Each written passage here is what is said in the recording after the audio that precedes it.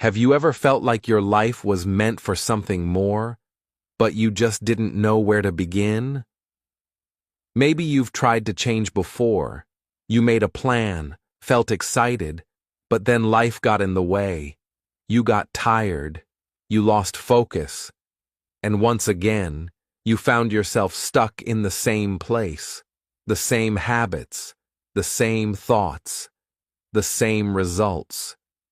You're not alone. In this story, you'll follow a personal journey, not of someone perfect or superhuman, but of someone just like you. Someone who struggled, stumbled, and questioned everything. Until one day, something clicked, a spark was lit, and from that moment, a powerful transformation began. This isn't just a motivational story. It's a blueprint for change. Each chapter reveals a lesson, deep, powerful, and unforgettable. Lessons that don't just inspire you, but challenge you. Lessons that show you how to take control of your time, your mindset, and your future. And the best part? These lessons aren't based on luck or talent. They're based on consistency, clarity, and choice. Whether you're learning English, building a new habit, or trying to change your life direction, this story is for you. Because the truth is, you don't need a perfect plan. You need a powerful reason. You need to start, to act, to keep going, even when nobody is watching. So here's a question for you. What's one lesson you've learned that changed your life forever? Leave a comment below. I read every single one. And stay with me until the end, because by the time we reach chapter 12, you'll not only see how the story ends, you might see how your own story can begin again, with strength, with purpose, with real change. This is 10 lessons that will change your life forever. You're watching Read and Learn English, the place where stories teach, inspire, and help you grow in language and in life. Let's begin. Chapter 1. The Call to Awaken. For a long time, I didn't realize something was wrong. My life looked fine from the outside. I had routines. I had responsibilities. I had a screen in front of me and a calendar full of tasks. But deep down, I felt empty. It wasn't a loud kind of pain. It was quiet, dull, and constant, like a whisper I kept ignoring. I wasn't failing, but I wasn't growing. I wasn't unhappy, but I wasn't truly alive either. I was just existing. Days blurred together. I woke up, went to work, came home, watched something mindless, scrolled through social media, and went to sleep. I thought this was normal. Everyone around me seemed tired, distracted, and always waiting for the weekend. So I told myself it was okay to settle. Then one day, everything changed, but not in the way I expected. It wasn't a big moment. It was something small. I was searching through my phone, looking for a file, when I stumbled on an old video. In the video, I was talking about my goals. I looked younger, but what struck me most was how passionate I sounded. I had energy in my voice and fire in my eyes. I watched it again, and something inside me twisted. That version of me had dreams. That version believed in possibilities. I looked at my current self and felt like a stranger. That was my first mirror, the moment I truly saw how far I had drifted from who I once wanted to become. A few days later, I had coffee with someone I admired. I shared some of my thoughts, how I felt lost, unmotivated, unsure. They listened quietly, then said something simple but powerful. Comfort zones are dangerous. They feel safe, but they kill your potential. Those words hit me like lightning. I went home and wrote them down. That was my reminder. the second nudge from life that something needed to change. Soon after, I ran into someone I hadn't seen in years. They looked worn out, like life had slowly drained them. We talked briefly, and everything about their energy felt heavy. Later that night, I realized something terrifying. I was on that same path, not because of some big failure, but because I was doing nothing to grow. That moment became my warning, the third message I couldn't ignore. A mirror, a reminder, a warning, 3 signs, back to back. I knew I couldn't go on like before. Something had to shift. I didn't know exactly what to do, but I knew I had to wake up. So I sat down with a notebook and wrote one sentence. I refuse to live on autopilot. That became my new truth. I didn't need a grand plan. I just needed to take ownership of my life again. At first, it was scary. I realized how much I'd been running from discomfort, choosing easy distractions over meaningful effort. But that awareness was the key. Real change begins when you tell yourself the truth. I had to admit that I wasn't doing my best. I wasn't living with purpose. And I had to accept that no one else was going to fix that for me. It had to start with me. I began paying attention. I started noticing my habits, how I reached for my phone when I felt bored, how I avoided doing hard things, how I made excuses instead of progress. I didn't try to change everything overnight. I just watched. I listened. I learned. I read books about mindset. I listened to podcasts about personal growth. I started writing my thoughts at the end of each day, trying to understand what I really wanted out of life. The more I reflected, the more I understood something important. I didn't need more motivation. I needed consistency. Motivation comes and goes. But if I could do one small thing every day, just one thing that moved me closer to my goals, I could build something powerful. That thought was the beginning of a new mindset. Not one based on instant results, but one built on long-term vision. I also began talking less about my dreams and doing more. I stopped waiting for the perfect time. I stopped trying to feel ready.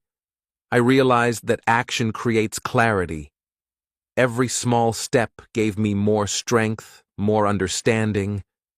I started showing up for myself in ways I hadn't in years. I wasn't perfect. I made mistakes, but I kept going.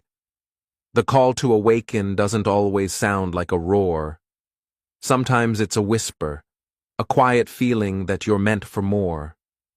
If you listen closely, it gets louder. And if you follow it, it will take you somewhere new. That's what I did.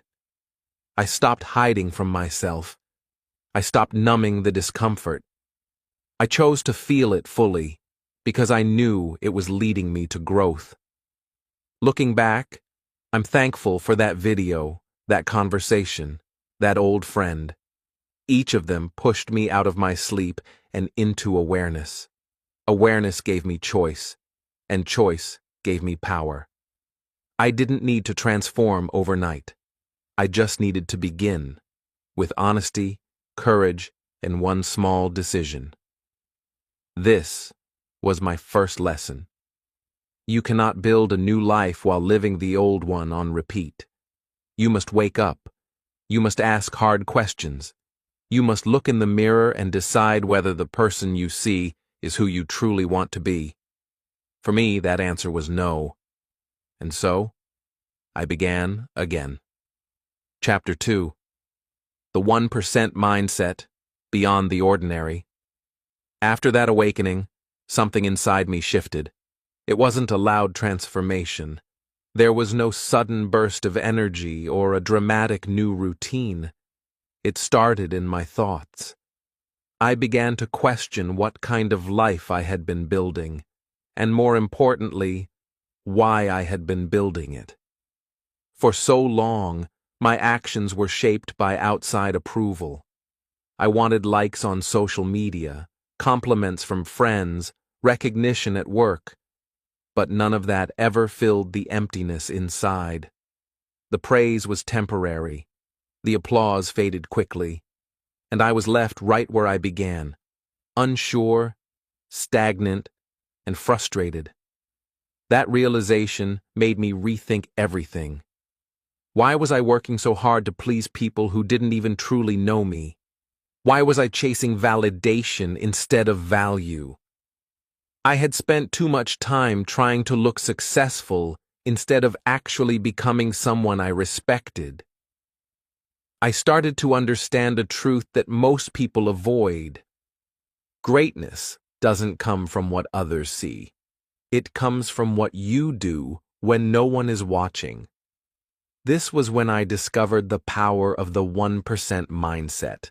It's not flashy, it's not exciting, but it's real.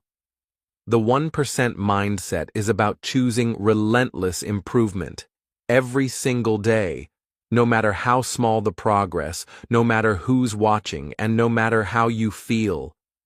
It's the quiet commitment to do better, to push further, to go deeper even when there's no immediate reward. Most people want results fast. They want praise now. They want to skip the grind. But the 1% mindset says, show up, even when no one claps. I started applying this to my life. Instead of aiming for big wins, I aimed to improve by just 1% every day. If I couldn't write for an hour, I'd write for 10 minutes. If I couldn't read a full chapter, I'd read a page. If I felt too tired to work out, I'd just do 5 push-ups. These actions seemed small, almost meaningless, but I did them anyway. Day after day, no shortcuts, no excuses, and that was the breakthrough. I began to feel different, not because I had achieved something huge, but because I was finally doing things for myself. This wasn't about proving anything to anyone anymore. It was about proving something to myself. That I could be disciplined. That I could be consistent. That I could build trust with the person in the mirror. And slowly, that trust grew. I began to respect my own effort, even when no one else noticed. That inner respect became fuel. I didn't need validation to keep going. The process itself became the reward. I also became more selective with my time and attention. I stopped chasing trends. I stopped comparing my progress to others. I started asking better questions. Did I grow today? Did I challenge myself? Did I act with intention?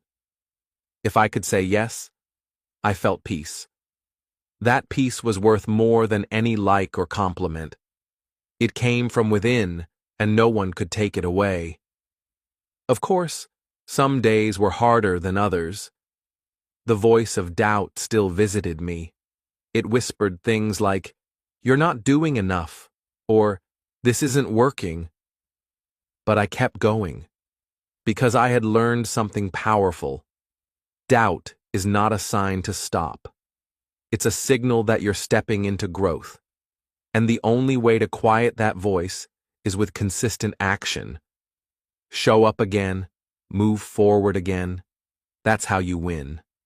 The 1% mindset taught me to fall in love with the process. Not the finish line, not the outcome. Just the act of showing up and doing the work. It's not glamorous. You don't get medals for it. But day by day, it changes you. It sharpens your mind. It strengthens your will. It builds an identity that says, I am someone who doesn't give up. I began noticing something else, too. When I focused on process over praise, I actually became more productive. I wasn't wasting energy on what others thought. I wasn't paralyzed by fear of failure. I just did the next small thing, and then the next. And those small things added up. The results came, not from chasing them, but from honoring the work. That's the irony. When you stop needing results so badly and start respecting the daily grind, the results often follow. But even if they don't come quickly, you still grow, you still win, because you're becoming stronger, wiser, more capable. You're becoming someone who acts with purpose, not someone who waits for motivation. The world is loud with opinions and pressure. Everyone has a voice, a comment, a judgment, but the 1% mindset teaches you to go quiet, to tune out the noise, to focus on what you can control, your attitude, your habits, your choices. It teaches you that your life is your responsibility. No one is coming to save you. No one is going to hand you the life you dream of. You have to build it, slowly and patiently, one step at a time. And that's what I was doing, not to impress anyone, not to post about it, but because I finally understood that the only thing standing between the life I had and the life I wanted was consistent action, small, daily, intentional. That's it. That's the secret. This was no longer just a motivational idea. It became a way of life, a quiet revolution inside me. I had spent years waiting for clarity, for energy, for luck. But now I knew clarity comes through action. Energy grows with effort. And luck? Luck is what happens when preparation meets opportunity, and preparation starts today. So I committed, not to perfection, not to results, but to process. I started becoming the type of person who doesn't need to be seen to stay strong, who doesn't need applause to keep showing up, who doesn't chase quick wins but builds slow and steady victories one decision at a time. This is the 1% mindset. It's not about doing everything. It's about doing something real, something small, every single day. That's how ordinary becomes extraordinary, and I was just getting started. Chapter 3. Every thread counts, the fabric of fate. The deeper I went on this journey, the clearer it became. My life was not built by big moments. It wasn't shaped by the rare, dramatic changes or the once-in-a-lifetime opportunities.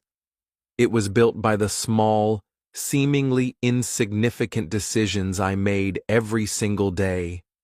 The way I started my mornings, the thoughts I chose to believe, the conversations I avoided, the habits I repeated when no one was watching.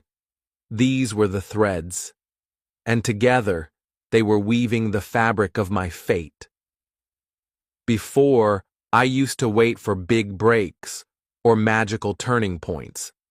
I believed success came from a lucky chance or a powerful burst of motivation, but I had it all wrong. The truth is far more ordinary and far more powerful. The life we live today is simply a reflection of the choices we made yesterday. And if we want a different future, we need to start by making different choices now. At first, it was overwhelming to accept. The idea that I was responsible for the tiny details of my life felt like pressure. But with time, I saw it as freedom. If my future depended on small decisions, that meant I didn't have to wait for permission or a miracle. I just had to be intentional. I just had to choose well, again and again. Each moment became a chance to steer the course of my destiny. I started paying attention to the patterns in my life, the habits I had built without even realizing it. The way I reached for my phone first thing in the morning. The way I postponed important tasks just because they felt uncomfortable. The way I gave in to laziness with excuses like, "I'll start tomorrow." These weren't just habits. They were votes. Each choice was a vote for the kind of person I was becoming. That insight changed everything. Suddenly, brushing my teeth on time, stretching for 10 minutes, journaling before bed, or turning off distractions during work, none of it felt small anymore. It felt like I was casting votes for my future self. Was I building someone strong, focused, and self-respecting? Or was I building someone who gave up easily, who let their days slip by without meaning? I understood then that consistency wasn't just about achieving goals. It was about identity. Every repeated action was a quiet statement to myself. This is who I am. And if I kept repeating actions that aligned with my values, eventually those values would become second nature. I wouldn't need to force discipline. I would simply become disciplined. I wouldn't need to fake confidence. I would earn it through proof of my own behavior. That's when I began to treat each day like a thread, thin, delicate, and easy to ignore on its own, but powerful when woven together with purpose. If I neglected a thread, the pattern could unravel. If I cared for it, even gently, it would strengthen the entire design. I no longer judged days by their size or excitement. I judged them by their direction. Was I moving forward, even a little, or slipping backward? This shift gave me incredible peace. I stopped chasing perfection. I stopped trying to fix my whole life in one day. I learned to value progress over performance, effort over ego, because I realized that fate wasn't something I stumbled upon. It was something I built, stitch by stitch, choice by choice. Of course, I wasn't perfect. I still made mistakes. I still had lazy days. But instead of letting that break me, I used it as a reminder. One weak thread doesn't destroy the whole fabric unless I give up entirely. One mistake wasn't failure. It was a chance to begin again. With that understanding, I became less afraid of setbacks and more focused on returning to alignment. I started applying this mindset to every part of my life: my relationships, my health, my learning, my dreams. I asked myself constantly, what small action today will strengthen the thread of the life I want? Sometimes it was sending a message to a friend I hadn't spoken to. Sometimes it was going for a short walk. Sometimes it was studying a new word in English, or listening to 5 minutes of an inspiring podcast. These weren't huge wins, but they mattered. They were proof that I was showing up for my future. One of the most powerful lessons I learned in this chapter of my journey was that consistency beats intensity. Anyone can push hard for one day. Anyone can be motivated once in a while. But the person who shows up every day, even quietly, will always outlast the one who depends on bursts of energy. That's why I started trusting small steps more than big plans, because I could control them. I could repeat them. And over time, they became the strongest part of me. As the days passed, I began to feel a deep sense of pride, not from what others said, but from what I knew to be true. I was no longer a passive participant in my life. I was a weaver, carefully shaping my future with each decision. I was building something real, something lasting. And that feeling, that quiet confidence, was more satisfying than any external reward. Looking back now, I can see how far I've come. Not because of one big moment, but because I started to believe that every thread counts, that each small action matters, that our destiny isn't written by chance or by others, it's written by us, through the tiny, invisible choices we make every single day. And that belief, it changes everything. Chapter 4. The Unburdening. Owning Your World. There comes a moment in every journey when the mirror no longer lies. When all the excuses, all the blame, all the pointing fingers start to feel hollow. I reach that point quietly. No dramatic event, no grand awakening, just a slow, undeniable realization.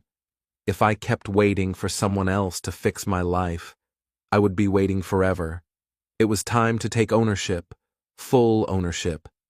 For years, I had unknowingly carried the weight of blame.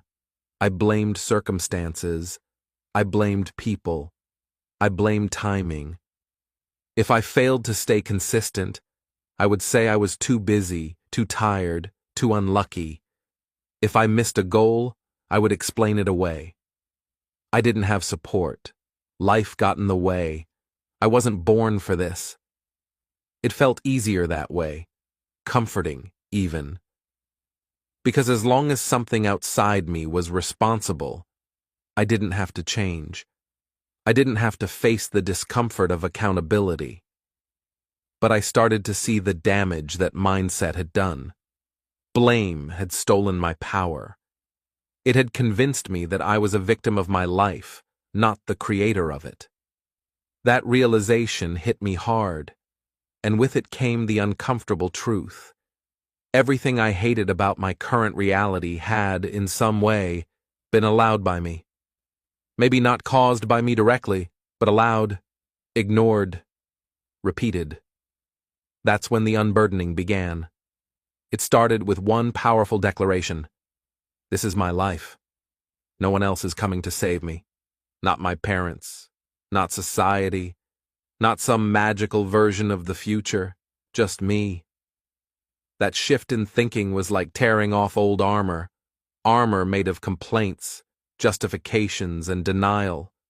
At first I felt exposed, naked, but then I felt strong.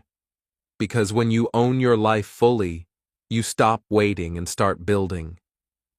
I took a hard look at my habits. Not the obvious ones like brushing my teeth or checking my phone, but the deeper ones, the ones that shaped my mindset. The habit of snoozing my alarm, the habit of overthinking, the habit of saying yes to distractions and later to growth. These small choices weren't neutral. They were votes, once again, for the life I was living. And if I wanted a better life, I had to cast better votes. So I started changing. Slowly, deliberately. I replaced blame with reflection. Instead of saying, "Why does this always happen to me?" I asked, "What did I allow that led here?" Instead of thinking, "They don't support me," I asked, "Have I been showing up fully for myself?" This shift wasn't easy. My ego resisted. It wanted to be right. It wanted to stay safe. But I knew that growth required honesty. Brutal, healing honesty. Time became my most valuable asset. I no longer saw it as something to spend. I saw it as something to master. I began tracking my hours, noticing where they leaked away. The mindless scrolling, the half-focused conversations, the energy wasted on worry. I cut those leaks, not perfectly but intentionally. I started scheduling my days, not with rigid plans but with clarity. I gave time to what mattered, and I protected it fiercely. Owning my world also meant taking responsibility for my energy. I used to think I needed motivation to act. Now I realized I needed action to spark motivation.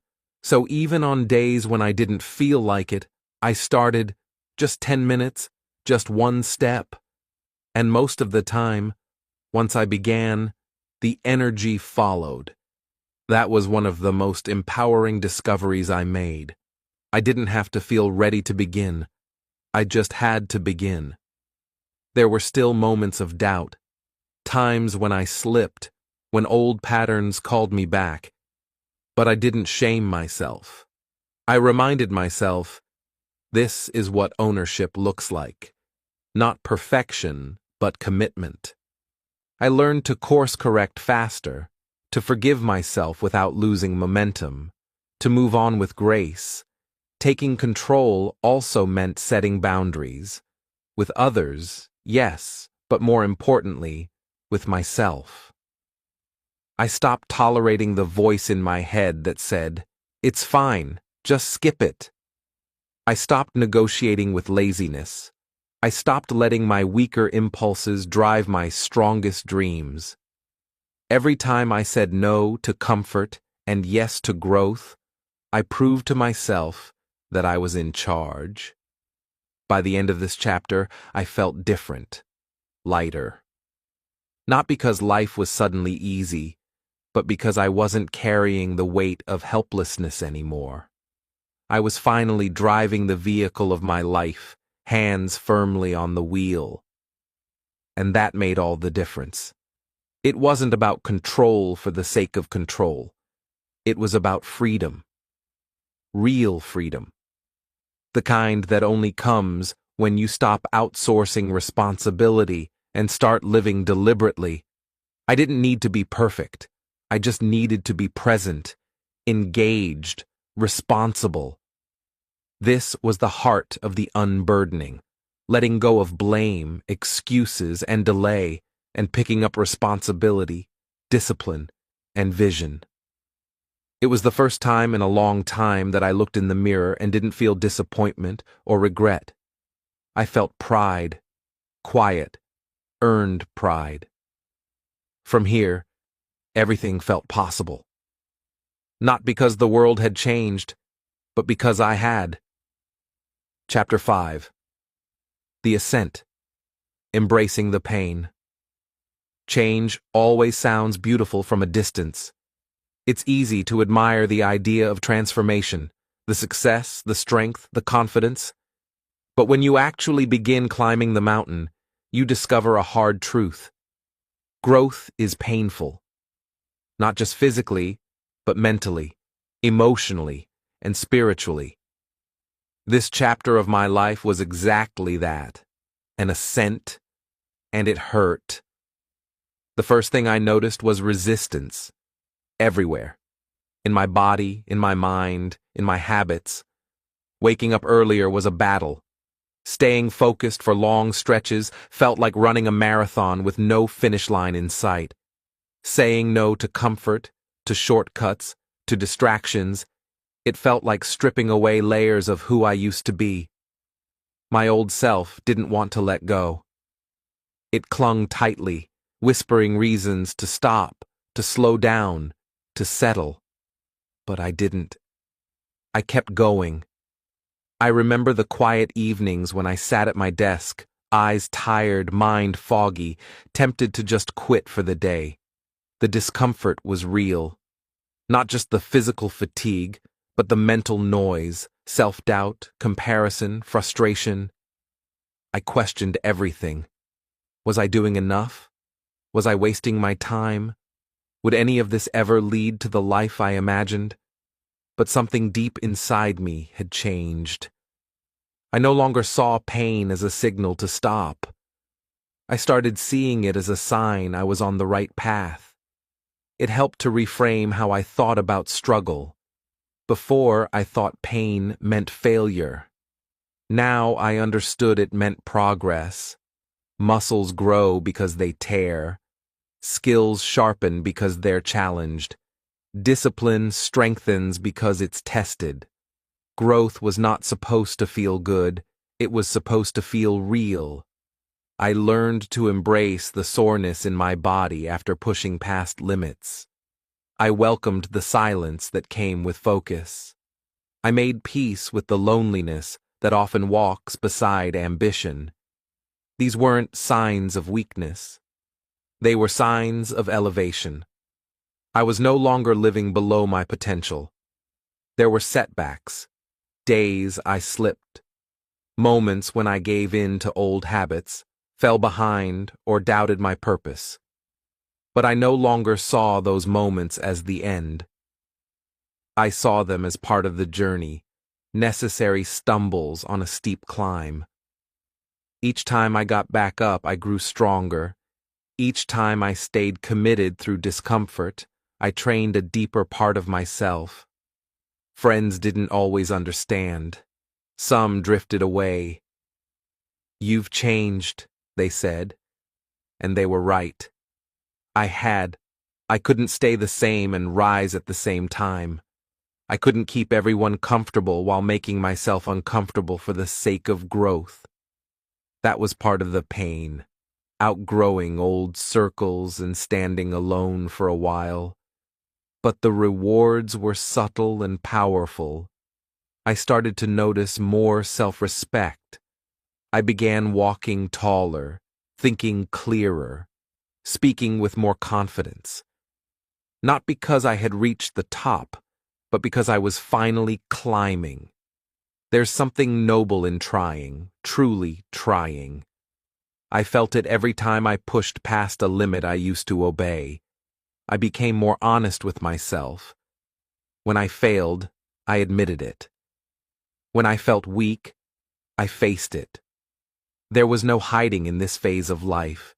You can't lie to yourself when your goals demand everything from you. Growth strips away illusions. It demands rawness. I met myself there, in that rawness, and finally saw someone I could trust. The hardest part wasn't the work. It was showing up when there were no immediate results, when days blurred together and progress felt invisible, when motivation faded and discipline was all I had left. That's when I discovered something most people never learn. Consistency is courage. Doing the right thing when no one's watching, when no reward is guaranteed, that's real bravery. Each day I pushed further. I unlocked a new part of myself. I realized that pain didn't break me. It built me. It made me resilient. It taught me patience. It helped me silence the noise and listen to what mattered. Every step beyond comfort became a vote for the future I wanted. Every moment of discomfort became a seed for greatness. Now, when people ask how I've changed, I tell them. I stopped avoiding pain and started using it. I stopped fearing struggle and started respecting it. I stopped chasing ease and started climbing the hard way. Because the top of the mountain isn't crowded. Most people give up halfway. Most people run from the very thing that could shape them. But I didn't want to be most people. I wanted to be me, the strongest, clearest, most disciplined version of myself. And so I climbed. And I'm still climbing. Chapter 6. From Dream to Deed, the Forge of Action. Dreams are beautiful. They give us hope, vision, and purpose. For the longest time, I lived in the glow of my dreams. I'd write them down, visualize them, talk about them. I knew exactly what kind of life I wanted, who I wanted to become, what I wanted to achieve. But eventually, I had to face an uncomfortable truth. Dreams, by themselves, do nothing. Without action, they are just stories in our minds. To move forward, I had to take those glowing ideas and drag them into the messy, real world of effort, discipline, and repetition. This was the chapter where things got real. No more planning endlessly, no more waiting for the perfect moment. It was time to show up, to do the work, every day. It began simply. I picked the one thing I knew mattered most for my goal and made it non-negotiable. Some days, it was writing for an hour. Other days, it was studying, working out, or practicing a skill. The task itself changed depending on my goal, but the rule stayed the same. Do it, no matter what. At first, it felt exciting, like I was finally living in alignment with my ambitions. But that excitement faded fast. After a week or two, the grind set in. The initial energy disappeared, and what remained was routine, sometimes dull, often tiring, occasionally frustrating. But this time, I didn't stop. I reminded myself, this is the forge. This is where dreams either melt or become unbreakable. I didn't always feel inspired, but I showed up. I didn't always do it perfectly, but I did it anyway. I made peace with repetition. I stopped chasing novelty. The same actions, done again and again, slowly built something solid. I wasn't looking for fireworks anymore. I was laying bricks. Quietly, patiently, brick by brick. Some days I built fast, other days I barely placed one. But I always built. And I learned something powerful. Action is what transforms identity.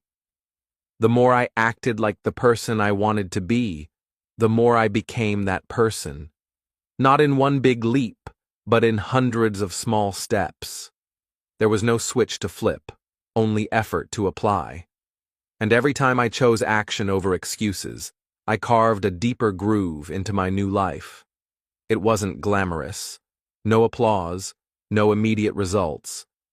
But slowly, patterns formed. Progress, once invisible, began to show.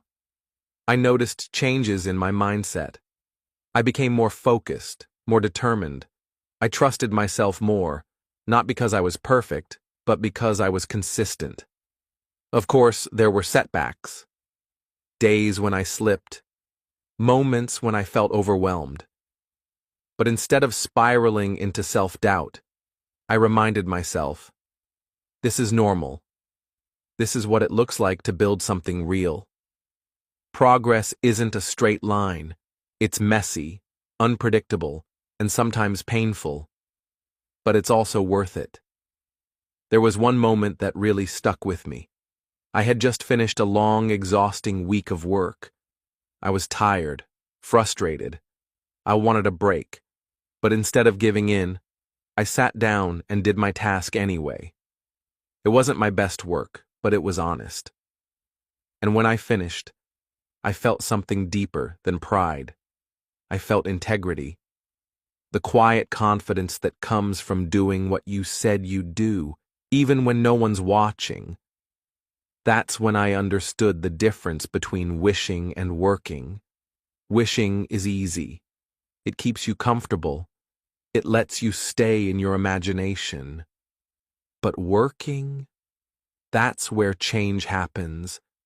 That's where you take control of your life.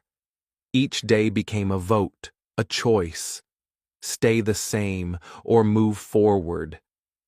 And even when it felt slow, even when it felt like nothing was happening, I kept voting for the future I believed in. Because real growth isn't about sudden breakthroughs. It's about steady action in the face of resistance. It's about continuing when it's hard, staying grounded when it's boring, and trusting the process even when results are invisible. And somewhere in the middle of all that, I realized I was no longer just dreaming. I was doing. I was no longer a person full of potential. I was becoming the person who fulfilled it. This chapter wasn't about reaching the top. It was about building the strength, patience, and work ethic to keep climbing. It was about learning to live inside the work, not just fantasize about the reward. And most of all, it was about proving to myself that I could be the kind of person who doesn't give up. That no matter how long the road or how steep the hill, I would keep walking, not just once, not just when I felt good, but every single day. That is the forge of action. And in that forge, I was being reshaped, not instantly, but intentionally, not with noise, but with quiet determination. And that, I discovered, is how lives are truly changed. Chapter 7. Shedding the Old Skin, the Birth of Self. There comes a point in every journey where you're no longer just building something new, you're also letting go of something old. And for me, that point came when I began to see how much of my identity had been shaped by comfort, excuses, and the need for approval. I wasn't just creating a better life.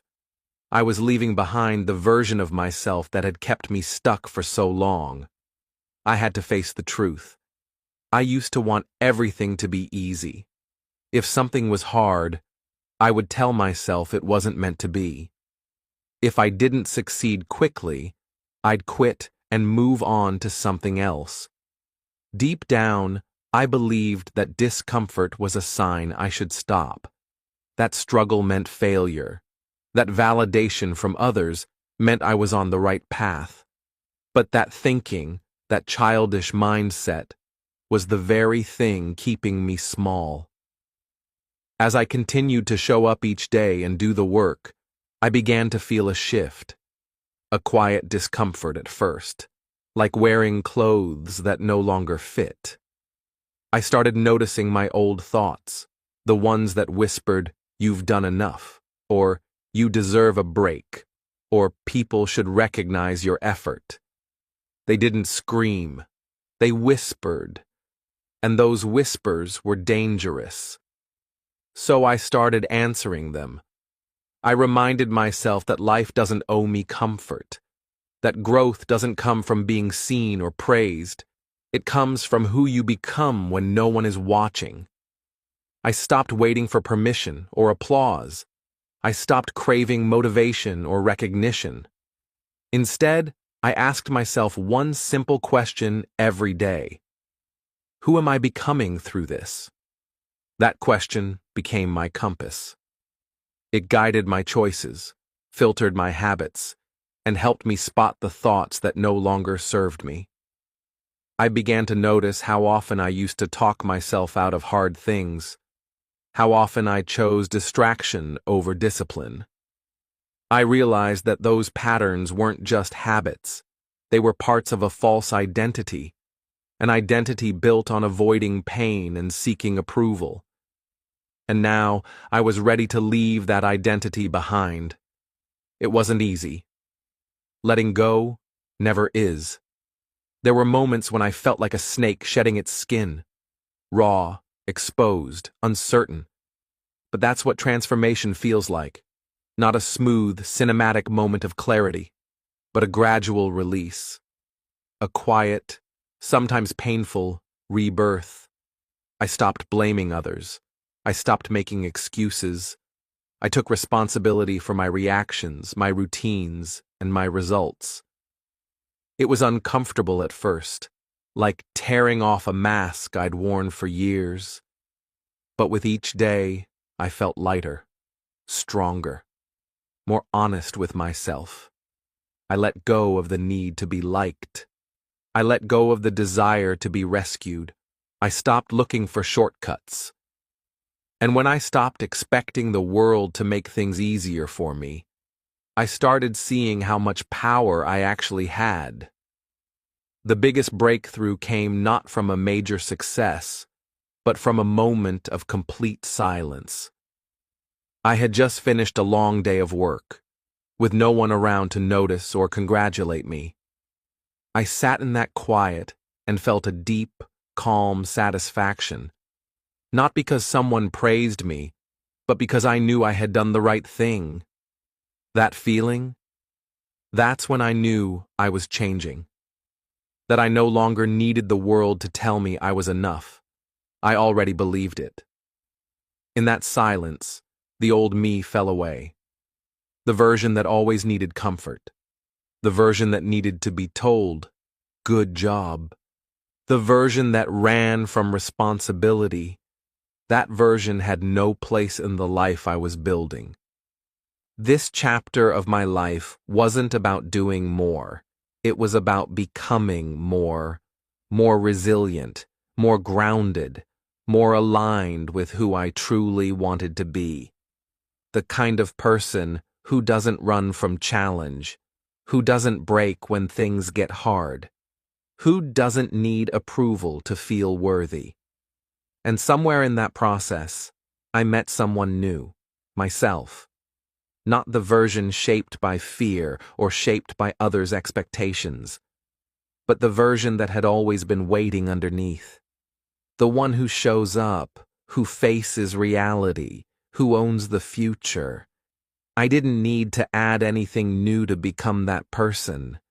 I just had to let go of what was false. That's the thing about transformation. It's not about becoming someone else. It's about peeling away the layers that never belonged in the first place. By shedding my old skin, I wasn't losing anything. I was gaining clarity. I was gaining strength. And for the first time, I was truly free. Not because everything was easy, but because I no longer needed it to be. That's the birth of self. And it doesn't happen all at once. It happens in moments, when you say no to your old patterns, when you choose action over comfort, when you stop waiting for validation and give yourself permission to rise. It's not a perfect process, but it is a powerful one. And in that quiet power, I finally understood. I wasn't just changing my habits. I was becoming the kind of person who could change their life. Chapter 8. The Cold Truth. Building without praise. There's a hard truth no one really tells you at the beginning of the journey. The world doesn't always cheer for your effort. No matter how hard you work, no matter how many sacrifices you make, there may be no applause, no congratulations, no one watching. And that truth can either break you or make you stronger than ever. I had to learn that lesson the hard way. When I first began changing my life, building new habits, showing up every day, becoming more disciplined, I thought people would notice. I imagined that friends would be inspired, that family would be proud, that someone would say, "Wow, look how far you've come." But the world was silent. People were busy with their own lives. Some didn't care, others didn't understand. A few even doubted me or made quiet jokes when I said no to comfort and yes to progress. At first, that silence hurt. I won't pretend it didn't. There were days I wanted to quit, not because I was tired, but because I felt invisible. I wanted someone to acknowledge the effort I was putting in. I wanted a sign that it was worth it. But one morning, as I was doing my routine in a quiet room, just me and the work, I realized something important. No one is coming to clap for you. And more importantly, they don't need to. I looked in the mirror and saw someone who had already changed. Not because others noticed, but because I had. The person staring back was more focused, more capable, more in control. And that growth, that was for me. That's the cold truth I had to accept. Praise is a bonus, not the purpose. I wasn't doing this to impress anyone anymore. I wasn't working for validation. I was working for freedom, for strength, for peace, for the kind of life I could be proud of, with or without applause. Once I stopped expecting recognition, I became unstoppable. I didn't waste energy hoping someone would notice. I didn't chase praise. I chased progress. I celebrated in silence. I kept my head down and worked while others waited for motivation. And every day, I kept my promise to myself. I built something more powerful than approval: self-respect. I began to see how much time I had lost in the past, waiting to feel ready, waiting to be encouraged, waiting to be noticed. But when I let all of that go, I gained something priceless: independence. I no longer needed anyone to believe in me because I had learned to believe in myself. The truth is, most of your progress will happen in private. Most of your transformation will go unseen. There won't always be an audience, and there shouldn't be. Because the deepest growth happens in silence, in effort, in solitude. This is where true power is forged. Not on a stage, but in the shadows. Not when everyone sees you, but when no one does. That's when it counts. That's when you find out who you really are. I stopped waiting for people to tell me I was doing great. I stopped hoping for understanding or support. I became my own coach, my own motivator, my own standard. And I started to enjoy the quiet. Because in that quiet, I heard the only voice that mattered. Mine. There's a kind of freedom in letting go of the need for praise. When you stop needing applause, you start building for the right reasons. You build because it matters, because it's right, because it leads you where you want to go. And once that clicks, there's no going back. I no longer needed the world to validate my efforts. The work itself became the reward, the progress, the discipline, the growth. Those were the only trophies I needed. And in that shift, I found strength that no applause could ever give me. This chapter of my life taught me that quiet builders become loud results. That just because no one is watching doesn't mean you're not winning. And that the most valuable victories are the ones earned in silence, without a spotlight. So if you're building something right now and no one sees it, keep going. If you're changing your life and no one says, "Good job," keep going. If you're working on yourself in the dark, without praise, without pity, keep going. Because you're not doing it for them. You're doing it for the person you're becoming. And that person, they're worth it. Chapter 9. Becoming the Phoenix. Unrecognizable transformation. Change doesn't happen all at once. It's slow, subtle, and often invisible to the outside world, until one day, it's not. One day you wake up, look in the mirror, and realize the person staring back is not who you used to be. The way you think, the way you move, the way you respond to the world. It's all different. And in that moment, you know, you've become someone new. That's exactly what happened to me. There was no grand announcement, no dramatic scene, just a quiet morning, like many before it. But when I looked at myself, really looked, I didn't recognize the person I had once been. The doubts, the laziness, the constant need for comfort. They had burned away, and in their place stood someone stronger, sharper, and more certain.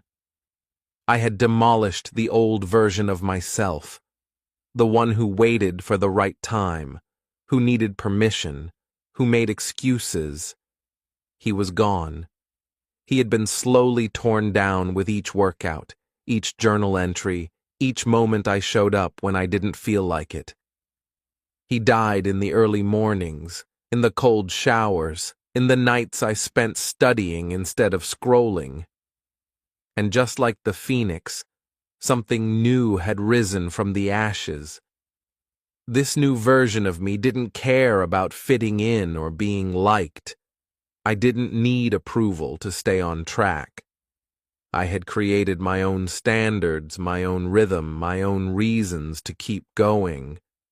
My goals were no longer about escaping the old life. They were about building something far greater than I had imagined when I first began. The transformation wasn't just mental or emotional. It became physical, too. My posture changed. My energy shifted. I walked with more certainty. I spoke with more clarity. People started to treat me differently, not because I told them I had changed, but because they could feel it. And truthfully, that felt surreal. The habits I once struggled to maintain had become my new normal. Discipline was no longer a fight, it was a way of life. I started to see that transformation wasn't just about improvement, it was about rebirth. The person I had been was gone. The stories I used to tell myself, I'm not a morning person, I'm too inconsistent, I'll never be good at this, they no longer applied. And when people from my past saw me again, their reactions said it all. You've changed, they said. Some meant it with admiration, some with surprise, a few even with confusion, but none of them could deny it. I wasn't who I used to be. I had become unrecognizable, in the best way possible. What they didn't see was the fire I had walked through to get here, the days I wanted to give up, the nights I questioned everything, the sacrifices I made, the battles I fought in silence. But I knew, and I honored every step of that journey because it had shaped me into someone I respected. Transformation is painful. It requires letting go of everything that once felt safe, even your identity. You have to be willing to destroy the old version of yourself, even if it means being alone in the process, even if it means others don't understand, even if you're scared, but the reward, it's freedom. Freedom from your past, from your doubts, from the limits you once placed on yourself. When you become someone new, truly new, the world opens up. Opportunities you never saw before start appearing. People who share your vision begin to find you. And most importantly, you begin to trust yourself. I no longer needed to fake confidence. I had earned it. I no longer had to imagine the life I wanted. I was living it. Not because of luck or talent, but because I had built it, brick by brick, day by day when no one was watching. And the most powerful part? This wasn't the end. This was just the beginning. The version of me that once felt impossible had become my foundation. Now I was building something even bigger. If you're in the fire right now, if you feel like everything is breaking down, hold on. Sometimes things have to fall apart so the real you can rise. Let the old version of you burn. Let the lies go. Let the doubt die. And watch what rises from the ashes. Because when you finally become the person you were meant to be, you'll look back and realize you were the phoenix all along. Chapter 10. The Personal Fuel. Weaponizing Doubt. There comes a moment when you stop running from your pain and start running with it. For the longest time, I tried to bury my past. I tried to silence the voices of doubt, to forget the people who said I wouldn't make it, to ignore the parts of me that felt broken. I thought healing meant letting go. But I've learned something different. Sometimes, healing means holding on, just in a new way. The turning point came when I stopped seeing my pain as baggage and started seeing it as fuel. Every rejection, every failure, every whispered insult, they became sparks. They lit a fire in me, not of anger, but of purpose. I took it all personally, not to dwell in bitterness, but to use it as proof that I had something to prove, not to anyone else, but to myself. I remembered the times I was told I wasn't good enough, that my goals were too ambitious, that I was just a dreamer. I remembered the laughter, the raised eyebrows, the pitying smiles. At first, those memories stung, but then I realized they were gold. They were the raw materials I could forge into resolve. Instead of avoiding my doubts, I started writing them down. I stared at them every morning like battle cries. You're not consistent. You'll give up like always. You'll never reach that level. And then I'd whisper back, watch me. Those doubts became the weights I trained with. I didn't need external motivation anymore. I had my own history to rewrite. Every painful moment became a lesson. That time I failed an important exam, it taught me how to manage pressure. That friend who left when I started to change, it showed me who I could become without needing approval. That job I didn't get, it gave me space to build something bigger. I no longer ran from these stories. I owned them. And that ownership gave me power. People often say, don't take things personally. But I did. I took them personally in the best way. I used them to fuel my commitment, to sharpen my focus, to remind myself why I couldn't quit. Not now. Not ever. And yes, it was controversial. Some people didn't understand. They said I was being too intense, that I should let the past go. But what they didn't see was that I had let go of the pain, the anger, the need for revenge. What I held on to was the lesson, the drive, the reason. Doubt didn't destroy me, it transformed me. Each day I channeled it into action. I trained harder, I studied longer, I worked smarter. Not because I needed to prove the doubters wrong, but because I needed to prove myself right. I needed to know that I was capable of becoming everything I believed I could be. And the beauty of it all? That doubt never truly goes away. But now, instead of being my enemy, it rides beside me like an old friend. It whispers, "Are you sure you can do this?" And I smile and whisper back, "I wasn't. But I'm doing it anyway." The pain from my past no longer weighs me down. It fuels me forward. It reminds me where I came from, what I've survived, and how much more I can become. Every scar is a sentence in my story. Every setback is a seed I planted for something greater. People often search for motivation, but the most powerful source is already within you. It's the wound you carry, the voice that said you couldn't, the moment you almost quit. That is your fuel. If you're brave enough to carry it differently, it will carry you to places you never imagined. So now, when I set my goals, I no longer say if, I say when.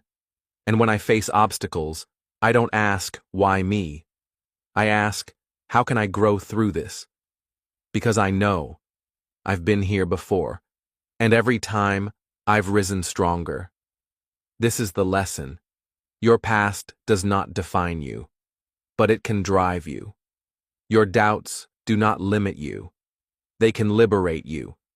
If you choose to own them, use them, and turn them into something powerful, there is nothing, absolutely nothing, you cannot overcome. Chapter 11. The relentless pulse, time's unyielding march. There's a sound that never stops, though we rarely hear it. It doesn't scream. It doesn't ask for attention, but it's always ticking, the soft, relentless beat of time passing. For most of my life, I ignored it. I assumed I had years to figure things out, that I could start tomorrow, that there was no rush. But then one day, it hit me. Time doesn't wait. Not for me, not for anyone. It didn't come as a dramatic moment. It was quiet, subtle. I looked in the mirror and realized I wasn't the same person I was 5 years ago. And yet, so many of my dreams were still just that. Dreams. Untouched. Postponed. Buried under excuses. I asked myself, if time is always moving, why am I standing still? That question changed everything. I started to notice the hours slipping through my fingers, the minutes lost to scrolling, to overthinking, to procrastination. I became aware of how precious each moment was, and how easily I had been wasting them. Every second I delayed action, I was letting life pass me by. And that realization wasn't just sobering, it was terrifying. Time is the most valuable thing we have, because it's the one thing we can never get back. You can lose money and earn it again. You can lose opportunities and find new ones. But time? Once it's gone, it's gone. And once I truly understood that, urgency became my companion. I no longer felt like I had time to try or see what happens. I had to move. Now. That's when I began to treat each day like a gift. Not in a romantic, poetic way, but in a practical, grounded one. I set alarms earlier.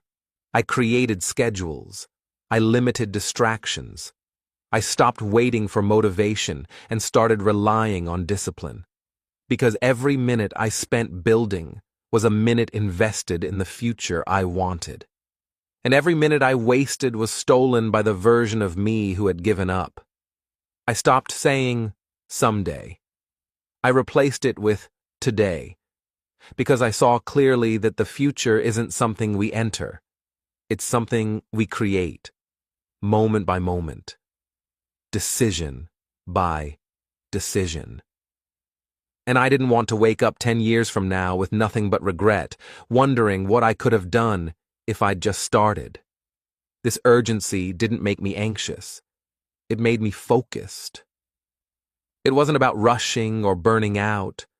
It was about respecting time, respecting the short window I have to leave a mark, to learn, to grow, to help others, to live a life I won't be ashamed of when I look back. There were days I didn't feel like working, but then I'd ask myself, if this was your last year on Earth, how would you spend it? That question forced me to choose what mattered. It made me say no to comfort and yes to meaning. It reminded me that there is no rewind button, no pause, just this moment. And what I do with it matters. The pressure of time became a form of power, a silent coach that reminded me every day, you are running out. Make it count.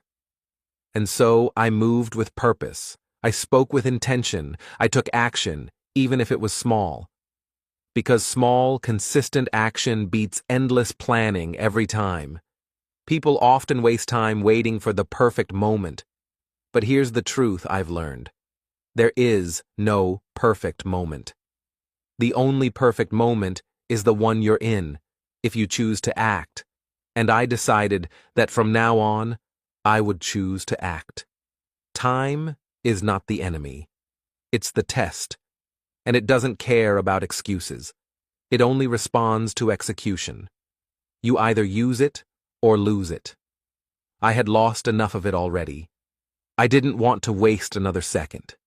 So, I started to live like every day counted, because it does. I started to build my life with urgency, not out of fear, but out of respect for the clock I can't control. I realized that the greatest tragedy isn't failure. It's standing still while time moves forward. This chapter of my journey taught me the most important truth of all. Life is not promised, but the moment you're in right now, that's yours. That's your opportunity to change, to grow, to start, to restart, to become. And when you live with that kind of urgency, when you treat every moment like it matters, you become unstoppable. Chapter 12. The Unwritten Future, a Life Transformed. There comes a point in every journey when you pause, not to stop, but to look back. As I stood at that point, I realized something powerful. I was no longer the person who began this journey. The doubts, the excuses, the fears that once held me back, they weren't gone completely, but they no longer controlled me. I had outgrown them. I had transformed. The version of me that once waited for permission is gone. So is the version that chased comfort, sought approval, or blamed others for my lack of progress. In their place stands someone new, someone forged through effort, struggle, and relentless persistence. The transformation didn't happen overnight.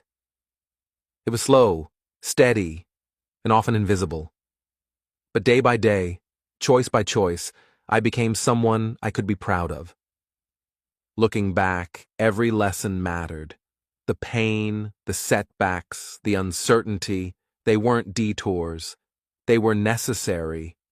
They were the teachers I never asked for but needed most. I now understand that transformation isn't just about changing what you do, it's about changing who you are. It's about shifting the way you think, the way you act, and the way you see the world. I live with intention now.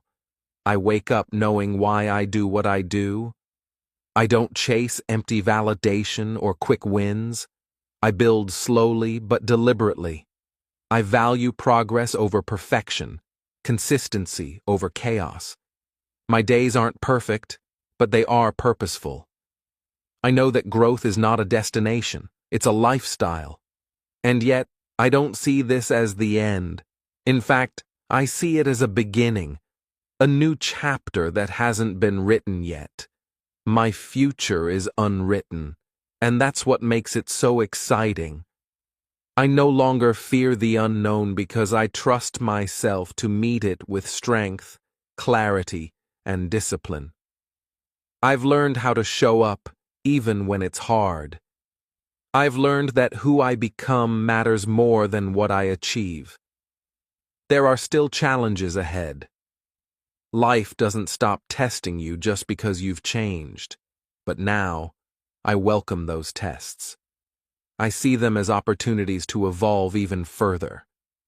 I know that I have what it takes, not because I'm special, but because I've done the work. I've proven to myself that change is possible, that discipline works, that time, once respected, becomes your greatest ally. I used to wonder if my life could be different. Now I know it can, because I made it so. I turned doubt into drive. I turned pain into purpose. And most importantly, I turned intention into action. That's the real secret, not waiting for the perfect time or feeling, but choosing to act anyway. Choosing to live fully, to grow endlessly. As I step into the future, I carry every lesson with me. I carry the scars and the wisdom, the clarity and the courage. And I walk forward, not as someone searching for who they could be, but as someone already becoming. My story isn't over. In fact, it's just getting started. And the best part? I get to write every word. You've reached the end of the story. But maybe it's the beginning of something bigger. If this journey taught us anything, it's that change doesn't happen in one day. It happens every day, through small choices, through quiet discipline, through the lessons we often learn the hard way. These 10 lessons weren't just part of a story, they're tools. Tools that can help you rebuild your mindset, take control of your life, and become someone even you didn't believe you could be. So ask yourself, which lesson hit you the hardest? Was it about time, responsibility, consistency? Let me know in the comments. I'd love to hear what spoke to you most.